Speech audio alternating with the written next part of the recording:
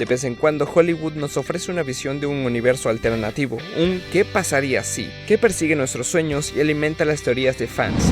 Nos sumergimos de cabeza en una de las cancelaciones más infames, Superman Lives, la película cancelada de Tim Burton protagonizada por Nicolas Cage. Sí, lo escuchaste bien.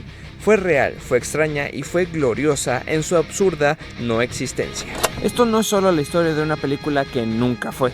Es una sinfonía caótica de demandas bizarras, visiones enfrentadas y un estudio en crisis. Una tormenta perfecta que sin querer reformó el panorama mismo del cine de superhéroes tal como lo conocemos. Así que prepárate para un viaje nostálgico muy extraño. Esto es Neon Flux y hoy desenterramos el fantasma de Krypton. Este tipo de historias donde el potencial creativo se topa con el muro de la realidad de Hollywood se ha convertido en un arquetipo en sí mismo, un fenómeno conocido como el infierno de desarrollo. Superman Lives no es un caso aislado, sino un ejemplo de cómo los proyectos pueden quedar atrapados en un ciclo interminable de reescrituras y cambios de dirección. La preproducción de la película se alargó por años, entre 1996 y 1998, con un desfile de guionistas como Jonathan Lenkin, Kevin Smith, Wesley Strike y Dan Gilroy, cada uno intentando dar forma a una visión que parecía desmoronarse. Este patrón de estancamiento prolongado y rotación creativa es un sello distintivo de los proyectos que se pierden en el limbo de la producción, similar a otros intentos fallidos de gran presupuesto, como la versión de Spider-Man de James Cameron o la Justice League Mortal de George Miller.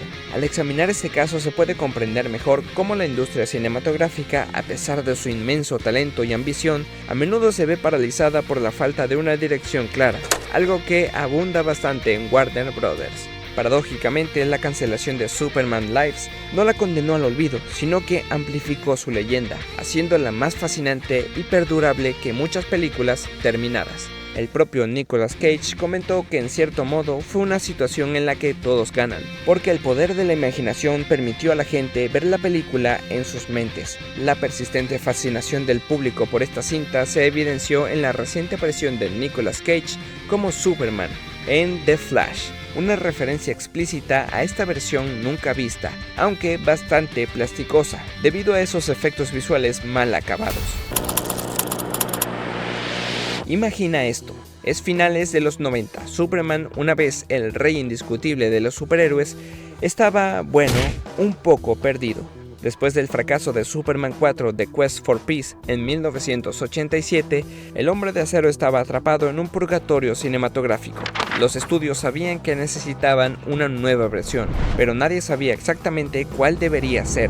El panorama de las películas de superhéroes en ese momento era incierto, con una mezcla de éxitos y fracasos que no terminaban de consolidar el género. Películas como Batman y Robin con sus batipezones, Steel o Spawn mostraban una tendencia hacia lo absurdo, priorizando la venta de juguetes sobre la coherencia narrativa. Este era el salvaje y extraño mundo del desarrollo de Hollywood. Nuestra historia realmente comienza con Jon Peters, un hombre cuyo viaje de peluquero a magnate de Hollywood es casi tan bizarro como sus exigencias para Superman. Peters, quien adquirió los derechos cinematográficos a principios de los 90, tenía ideas muy específicas. Olvídate de volar, Superman no podía hacerlo. Olvídate del icónico rojo y azul, necesitaba un traje negro y lo más importante para el gran final, Superman tenía que luchar contra una araña gigante. Sí, una araña gigante. Esto no era una sugerencia, era una obligación contractual. De hecho, la idea de la araña gigante fue reciclada más tarde en la película Wild Wild West de 1999, que Peters obviamente produjo. La influencia de Jon Peters en el proyecto de Superman Lives ilustra un problema recurrente en Hollywood: la distorsión del proceso creativo por parte de un productor con un poder desmedido y demandas caprichosas. La capacidad de Peters para imponer condiciones no negociables como no volar, traje negro y la araña gigante a un personaje tan icónico como Superman demuestra una autoridad sin precedentes y sin control. Sus propias declaraciones sobre querer que la película se pareciera más a Star Wars confirman una agenda comercial por encima de una visión narrativa coherente. Esta situación no se trataba simplemente de diferencias creativas, sino de una imposición de arriba hacia abajo que obligó a escritores talentosos y a un director visionario a comprometer su integridad artística. Uno de los primeros valientes en abordar este guión infestado de arañas fue nada menos que el director independiente y fanático de los cómics, Kevin Smith, contratado para reescribir Superman. Smith intentó inyectar su ingenio y corazón característicos. Su guión, Superman Lives, imaginaba a Brainiac bloqueando el sol, la aparición de Doomsday y la resurrección de Superman en un traje robótico. Incluso tenía un momento deliciosamente meta donde Lois Lane, creyéndose más inteligente que todos, ya sabía que Clark era Superman. Pero en cada paso del camino, las notas de Peters eran legendarias. Un compañero robot para Brainiac, osos polares. Smith sacó toda la artillería, pero ese arroz con mango no terminaba de encajar. A pesar de los valientes esfuerzos de Smith, el estudio trajo a un nuevo peso pesado, Tim Burton. Recién salido de sus oscuras y góticas películas de Batman, Burton parecía una elección perfecta, aunque peculiar. Su primer movimiento, desechar el guión de Smith y contratar a su propio escritor, Wesley Strike, para una historia completamente nueva. El escenario estaba listo para algo verdaderamente único o verdaderamente desastroso. La lucha para definir a Superman a finales de los 90, oscilando entre el heroísmo tradicional y las extrañas demandas de Peters, reflejaba una incertidumbre más profunda sobre cómo hacer que los héroes clásicos fueran relevantes. La sucesión de guionistas y las diferentes direcciones que tomó cada versión del guión indicaban una clara falta de una visión unificada para el personaje. Este periodo fue una transición para el cine de superhéroes, anterior a las adaptaciones más serias y realistas de la década de los 2000. Las extravagantes demandas de Peters, aunque extremas, pueden interpretarse como un intento desesperado de hacer que Superman fuera diferente o, en dado caso, cool, en una época en la que la imagen tradicional de un héroe invencible podría haber parecido anticuada. Nicolas Cage como Superman. En ese momento, Cage estaba en la cima de su carrera, un ganador del Oscar conocido por sus interpretaciones intensas, a menudo desquiciadas, y eso era exactamente lo que Burton quería. El estilo de actuación de Cage, impulsivo, físico, casi salvaje, estaba destinado a crear un Superman como ningún otro. Imagina a Clark Kent como un perdedor diminuto, un nerd de la Comic Con al que apenas notarías en una multitud, y luego, ¡bam!, se transforma en un hombre de acero. El cambio sería desconcertante y casi perturbador. Era un enfoque radical y psicológico de la dualidad, una verdadera deconstrucción del personaje. La combinación de la perspectiva gótica y marginada de Tim Burton con el estilo de actuación desquiciado de Cage no era solo una elección de casting extraña, era un intento deliberado de deconstruir la imagen tradicional y pura de Superman.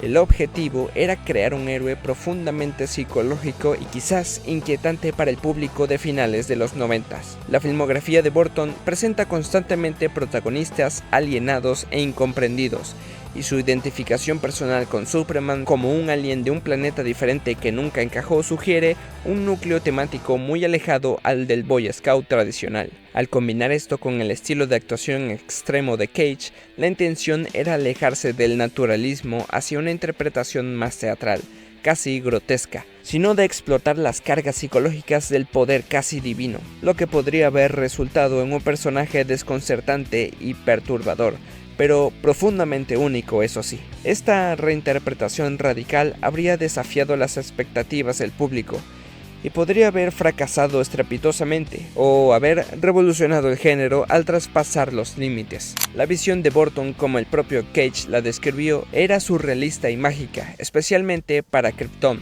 Su estética burtonesca, gótica, oscura, caprichosa y una fascinación por los marginados habría impregnado cada fotograma. Estábamos hablando de escenarios estilizados, figuras distorsionadas, una sensibilidad macabra aplicada al hombre del mañana. Y luego estaban los trajes, las fotos filtradas de Cage con el traje metálico similar a una armadura con músculos falsos provocaron una protesta inmediata de los fans. Se le llamó gomoso y plástico, un animal de globo. Pero en retrospectiva era innegablemente diferente. Una propuesta audaz, aunque divisiva, del aspecto icónico de Superman. Burton veía a este personaje como un alienígena en toda regla, un tema que resuena profundamente con su filmografía. Después de Kevin Smith, Wesley Strike tomó el relevo, buscando un enfoque más profundo. Su guión presentaba a Jor-El, un Brainiac con patas de araña reales y la destrucción de Krypton. Luego vino Dan Gilroy, encargado de simplificar el guión y hacerlo más consciente del presupuesto, centrándose en la angustia emocional mezclada con una historia de amor. Esta rotación constante, esta reescritura interminable, fue un intento desesperado de fusionar los mandatos extraños de Peter con una visión artística coherente. Era un tira y afloja creativo, y el guión era la cuerda. Entonces, con un director visionario, una estrella poco convencional y un guión que era un monstruo de Frankenstein, ¿por qué Superman Lives nunca vio la luz? Fue una tormenta perfecta de factores. Warner Bros. Estaba perdiendo dinero gracias a una serie de fracasos en taquilla, incluyendo la infame Batman y Robin, una película tan mala que se convirtió en un chiste. Esto hizo que el estudio le temiera las películas extrañas y desafiantes, especialmente después de que Los marcianos atacan, del propio Burton, tuvieron un rendimiento inferior al esperado. Si a eso le sumamos los constantes enfrentamientos creativos entre Burton y Peters y una reacción pública muy negativa para las fotos filtradas de Cage con ese traje único, tenemos una receta perfecta para el desastre. El proyecto fue oficialmente archivado en abril de 1998, solo 3 semanas antes de que comenzara el rodaje. Los fracasos financieros de múltiples películas de Warner, particularmente Batman y Robin, crearon un clima de extremo temor al riesgo que llevó directamente a la cancelación de Superman Lives. Este proyecto fue menos sobre su calidad intrínseca y más sobre la salud financiera general del estudio y su percepción del género de superhéroes como un emprendimiento de alto riesgo en ese momento. Pero aquí está la parte fascinante. El fracaso de Superman Lives y Batman y Robin antes de ella no fue solo un callejón sin salida, fue un punto de inflexión crucial. Como el propio presidente de Marvel Studios, Kevin Feige, lo expresó: Batman y Robin fue tan mala que exigió una nueva forma de hacer las cosas. Esto obligó a Hollywood a reevaluar todo el género de superhéroes. El vacío creado por las dificultades de DC permitió que surgieran películas como Blade, X-Men y Spider-Man, tomándose las adaptaciones de cómics en serio, adoptando narrativas más oscuras y maduras y aprovechando los nuevos avances del CGI. Sin la cancelación de Superman Lives, ¿acaso habríamos tenido el auge moderno de los superhéroes? ¿Un Superman exitoso de Burton habría lanzado un universo cinematográfico de DC a temprana edad? ¿Quizás incluso antes que el de Marvel? ¿O habría envenenado aún más el pozo, retrasando el resurgimiento del género por más tiempo? Es un tentador qué pasaría si, que sigue dando forma a nuestra comprensión de la historia cinematográfica. En su esencia, Superman siempre ha representado la esperanza, la justicia y la lucha de un alienígena que intenta comprender a la humanidad.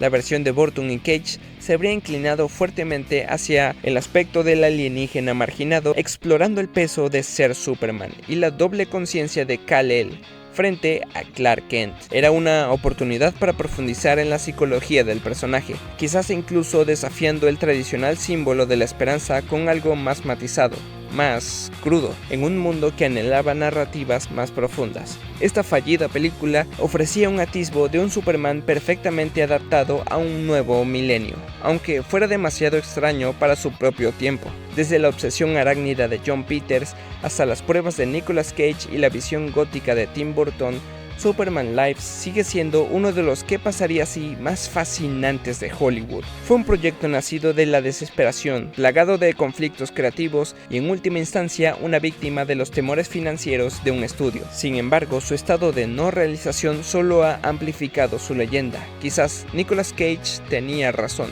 Tal vez la película vive más poderosamente en nuestra imaginación de lo que podría haberlo hecho en la vida real.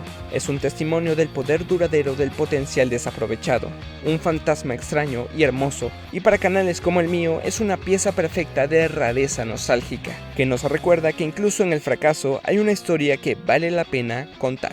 No fue solo una mala idea que se desechó, fue una visión que fue abordada. Este potencial no realizado crea un vacío que la imaginación colectiva llena con entusiasmo, haciéndola más icónica en su ausencia que muchas películas reales. ¿Qué piensas? ¿Habría sido Superman Lives de Tim Burton una obra maestra o un desastre? ¿Qué otras películas de superhéroes no realizadas persiguen tus sueños? Suscríbete a Neonflux para más inmersiones nostálgicas como esta. Y activa la campana de notificaciones para no perderte nuestra próxima aventura cinematográfica. Hasta entonces, yo soy Max, su dealer nostálgico de confianza, y nos veremos de nuevo próximamente.